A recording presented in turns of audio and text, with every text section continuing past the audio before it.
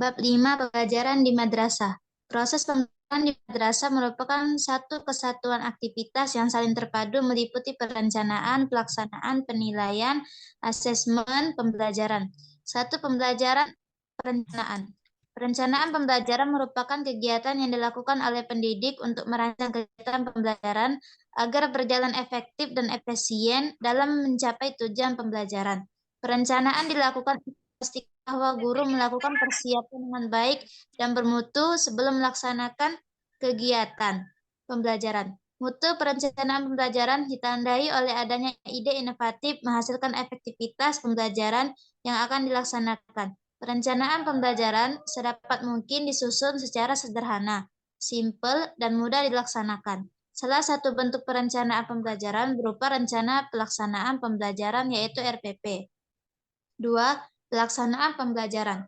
Pembelajaran merupakan proses interaksi peserta didik dengan pendidik dan sumber belajar pada suatu lingkungan belajar. Prinsip pembelajaran sebagai berikut. A. Penguatan pola pembelajaran religius dengan menjadikan nilai-nilai akhlak dan pemahaman yang moderat sebagai inspirasi cara berpikir, cara bersikap, dan bertindak pada proses pembelajaran di madrasah. B. Menerapkan pembelajaran yang menggunakan nilai-nilai keislaman sebagai pengikat pola hubungan pendidik dengan peserta didik. Hubungan pendidik dengan peserta didik diikat dengan hubungan mahabbah atau kasih sayang, kebersamaan, saling membantu yang dilandasi niat ibadah menuju ridha Allah Subhanahu wa taala.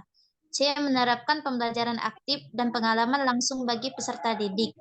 D. Melaksanakan pembelajaran menantang yang diwujudkan melalui bentuk kegiatan, bahan, media pembelajaran yang dipilih.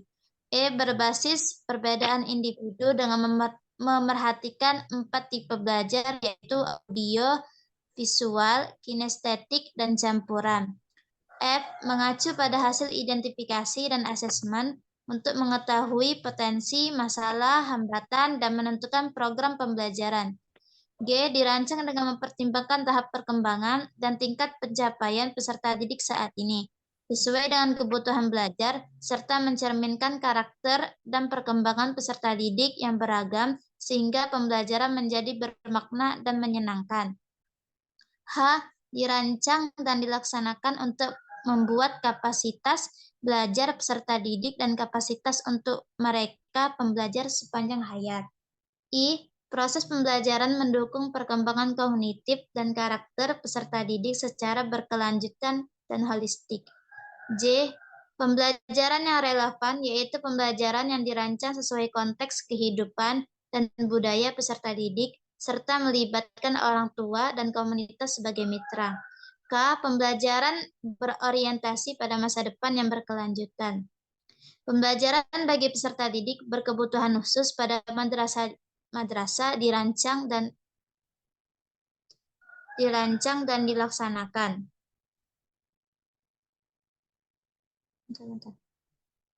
Kembali.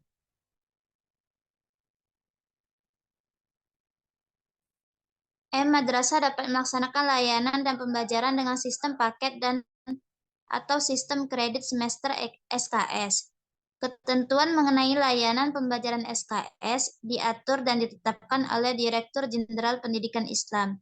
3. Pembelajaran pada madrasah berasrama. Asrama madrasah sebagian integral dalam proses pendidikan di madrasah harus dimaknai sebagai lingkungan yang berfungsi sebagai wahana pembentukan karakter, penanaman nilai moral, keagamaan, kebangsaan, dan penguatan akademik.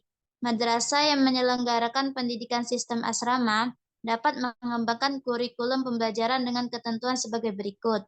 A. Madrasah berasrama dapat menjalankan pembelajaran pada waktu pagi, siang, dan malam hari.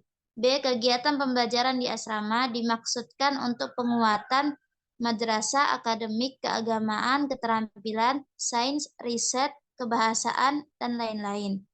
C. Ketentuan lebih lanjut tentang pembelajaran di asrama madrasah diatur dengan keputusan Jenderal Pendidikan Islam. 4. Penilaian asesmen. Penilaian asesmen merupakan proses pengumpulan dan pengelolaan informasi untuk mengetahui kebutuhan belajar, perkembangan, dan pencapaian hasil belajar peserta didik. A. Prinsip penilaian asesmen. 1. Berkeadilan, berarti penilaian tidak menguntungkan atau merugikan peserta didik tertentu berdasarkan perbedaan gender, agama, suku, budaya, adat istiadat, status sosial, ekonomi, dan berkebutuhan khusus. 2. Objektif, berarti penilaian didasarkan pada prosedur dan kriteria yang jelas yang tidak dipengaruhi. 3. Edukatif, berarti hasil penilaian digunakan sebagai umpan balik pembelajaran, referensi untuk mendidik, dan para orang tua dalam merancang pembelajaran dan penguatan karakter. B. Jenis dan bentuk penilaian. 1. Penilaian hasil belajar peserta didik diikuti A. Penilaian formatif, B. Penilaian sumatif. 2. Penilaian formatif sebagai yang dimaksud pada poin 1. Huruf A bertujuan untuk memantau dan memperbaiki proses pembelajaran serta mengevaluasi pencapaian tujuan pembelajaran. 3. Penilaian sumatif sebagaimana dimaksud pada poin 1 huruf B pada jenjang pendidikan dasar dan jenjang pendidikan menengah bertujuan untuk menilai capaian hasil belajar peserta didik sebagai dasar penentuan. A. Kenaikan kelas. B. Kelulusan dari satuan pendidikan. 4. Penilaian sumatif sebagai dimaksud pada poin 1 huruf B pada pendidikan usia ini digunakan untuk mengetahui capaian perkembangan peserta didik. 5. Penilaian hasil belajar peserta didik untuk penentuan kelulusan dari satuan pendidik sebagaimana dimaksud pada poin 1 huruf B dilakukan melalui mekanisme yang ditentukan oleh satuan pendidikan dengan mengacu pada standar kompetensi lulusan. 6. Penilaian hasil belajar peserta didik dapat berbentuk tes, tulis, praktek, penugasan, portofolio, dan atau bentuk lain yang ditetapkan oleh madrasah. Ketentuan lebih lanjut mengenai penilaian hasil belajar siswa didik pada madrasah diatur dan ditetapkan oleh Direktur Jenderal Pendidikan Islam.